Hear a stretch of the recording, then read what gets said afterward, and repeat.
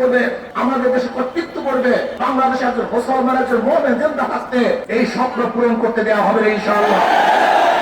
আসার পরে ওই দেশটাকে একটা নরকে পরিণত করেছে, খুনের রাষ্ট্র পরিণত করেছে, ধর্ষণের রাষ্ট্র পরিচালনা করেছে। সেখানে মেয়েদেরকে ধর্ষণ করে হত্যা করা হয়েছে।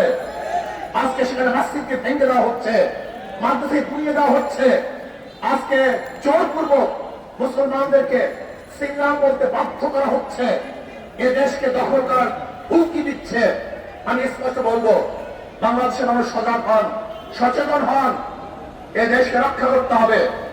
আমরা জীবন দিয়ে হলে দেশকে রক্ষা করব। যেরকম জীবন দিয়ে, রক্ত দিয়ে আমরা আধিপত্যের বিরুদ্ধে আন্দোলন করেছি, সংগ্রাম করেছি, প্রয়োজনে আমরা আমার জীবন দিয়ে দেশকে রক্ষা করবো ইনশাআল্লাহ।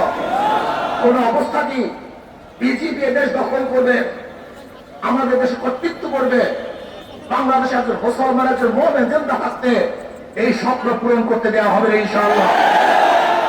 আজকে বাংলাদেশ সরকারকে বলবো, বহুত বুথ ভরা আশা নিয়ে মানুষ আপনাকে ক্ষমতায় বসিয়েছে, কিন্তু খবরদার, যিনি মানুষের সাথে জনগণের প্রতারণা করেন, তামাশা করেন, তার বাংলাদেশের মানুষ 47 রক্ত দিয়েছে, 71 রক্ত দিয়েছে, বার রক্ত দিয়েছে, 24 রক্ত দিয়েছে, প্রয়োজন আবার রক্ত দিয়ে আপনার সমস্ত ধ্বংসাত্মক কার্যক্রম থেকে মানুষ ফিরিয়ে দিবে ইনশাআল্লাহ। কাজে জঙ্গিবাদ বন্ধ করুন, ইসলাম হুকুমত কায়েম করুন। জুলাই ইসলামের সাথে এবং দেশের সাংঘর্ষিক যে সংঘর্ষ, সেই পয়েন্টগুলি নেই, সেই জুলাই বাস্তবায়ন করতে হবে।